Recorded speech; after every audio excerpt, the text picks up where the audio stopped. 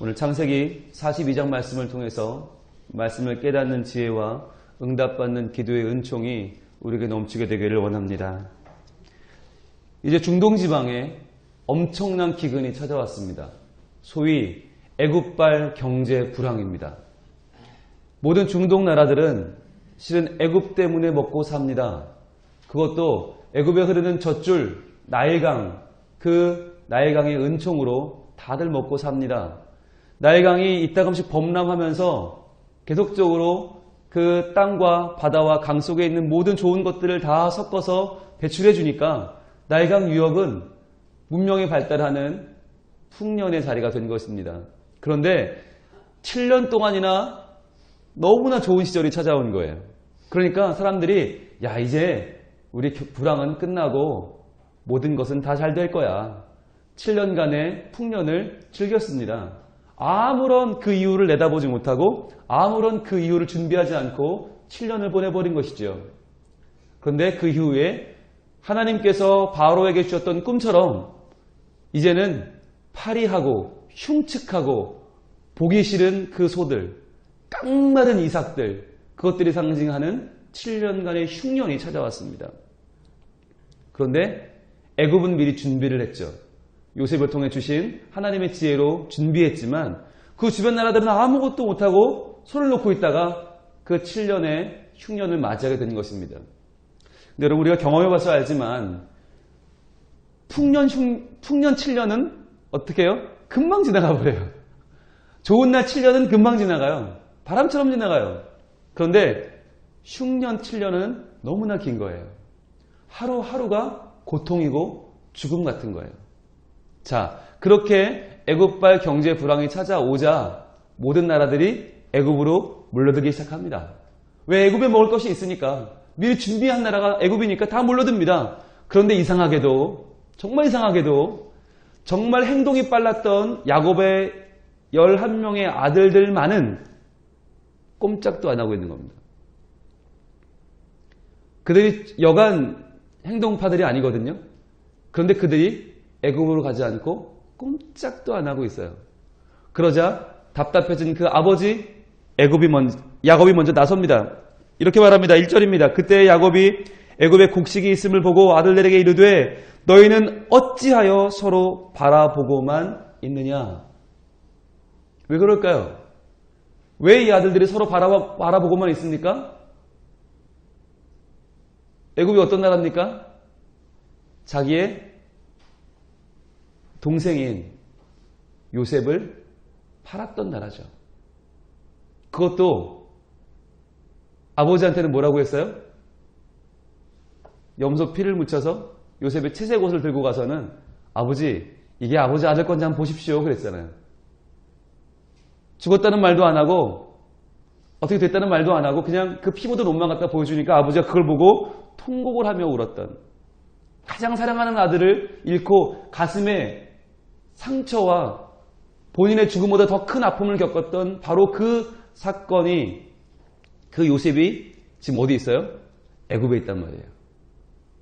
애굽 어딘가에는 그 동생이 있어요. 그러니까 지금 형들에게는 애굽은 생각하기도 싫은 나라인 거예요. 자신들이 공모해서 10명이 공모해서 팔았던 그 동생, 그 요셉이 애굽에 있다. 그들에게 애굽은 두려움 그 자체였던 것입니다. 생각하기도 싫은 나라, 쳐다보기도 싫은 나라, 가서 음식을 구해온다고? 애굽이라고? 싫어.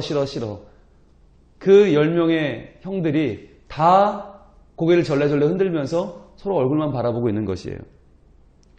답답하니까 영문을 모르는 야곱은 또 재촉을 합니다. 2절입니다. 야곱이 또 이르되 내가 들은즉 저 애굽에 곡식이 있다 하니 너희는 그리로 가서 거기서 우리를 위하여 사오라. 그러면 우리가 살고 죽지 아니하리라 하매. 자, 여기 하나님의 섭리가 있습니다.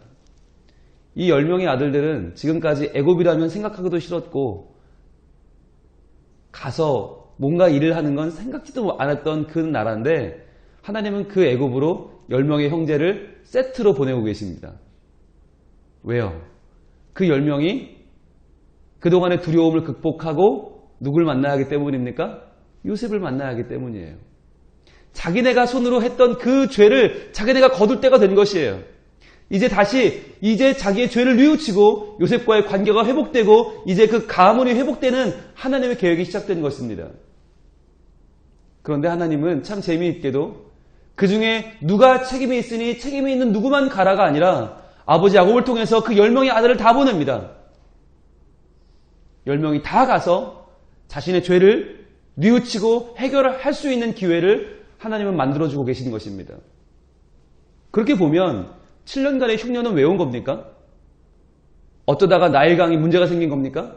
어쩌다가 경제 시스템에 문제가 생긴 겁니까? 경제 관료들이 뭔가 계획을 잘못 세운 겁니까? 그것이 아니었지요. 하나님께서 애굽에 대한 그 10명의 아들들의 두려움을 뉘우침으로 바꾸시는 계획을 하나님께서 지금 수립하시고 수행하고 계시는 것입니다.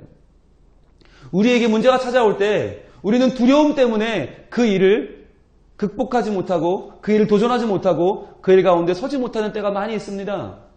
그러나 그러한 때에 하나님의 계획은 무엇입니까? 그 두려움을 뉘우침으로 바꾸고자 하시는 것입니다. 왜 두렵습니까?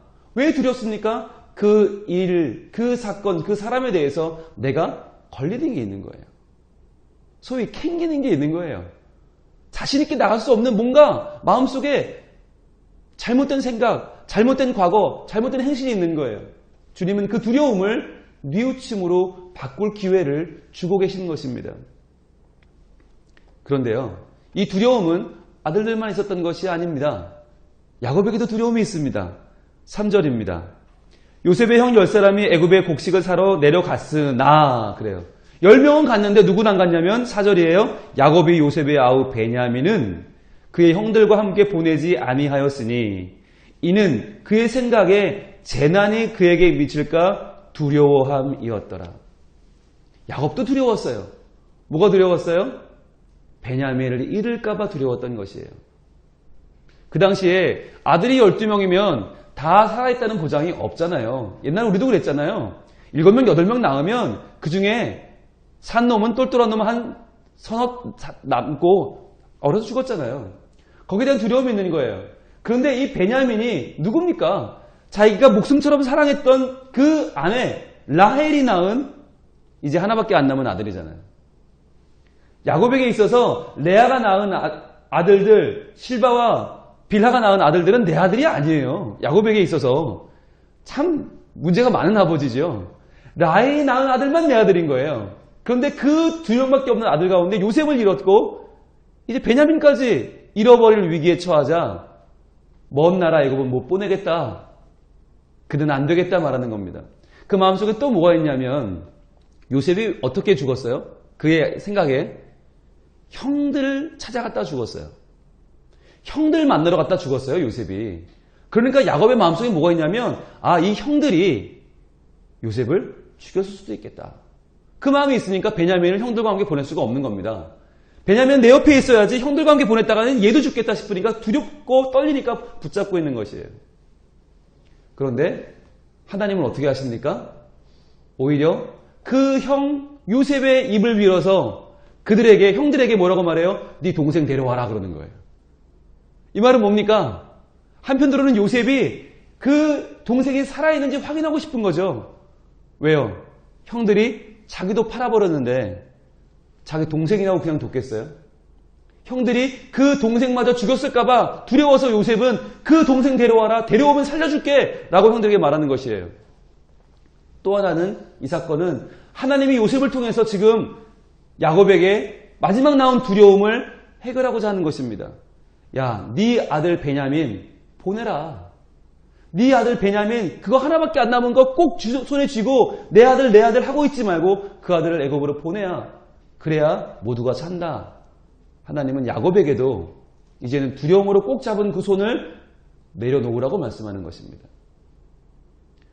우리가요 뭐든지 움켜쥐고 있으면요, 꽉 쥐고 있으면요 이 손으로는 기도할 수가 없어요. 하나님 앞에 나와도 내가 꽉 움켜쥐고 있는 건 놓아버릴 수가 없고 기도할 수가 없는데요. 이걸 내려놔야 돼요. 이걸 내려놔야 돼요. 이 두려움을 내려놔야 돼요. 그래야 기도할 수 있는 것이에요. 하나님은 지금 10명의 형들에게 애굽에 대한 두려움을 내려놓아라. 과거에 대한 아픔을 내려놓아라. 그리고 야곱에게는 그 내 아들이 둘밖에 없었는데 하나 죽고 하나 남았다는 그 아들 집착 내려놓아라 말씀하는 것입니다. 그리고 그 두려움이 이제 뉘우침으로 바뀌는 장면이 나옵니다. 요셉이 그 10명을 정탐꾼으로 몰죠. 너희 정탐꾼이다. 그랬더니 아니라고, 우리 형제들이라고 말을 하죠. 13절입니다. 그들이 이르되 당신의 종 우리들은 12형제로서 가나안 땅 한 사람의 아들들이라. 자, 막내 아들은 오늘 아버지와 함께 있고 또 하나는 없어졌나이다. 자, 이들에게 있어서 지금 이 두려웠던 요셉에 대한 이야기를 하게 만들어버리는 사건이 벌어지는 거죠.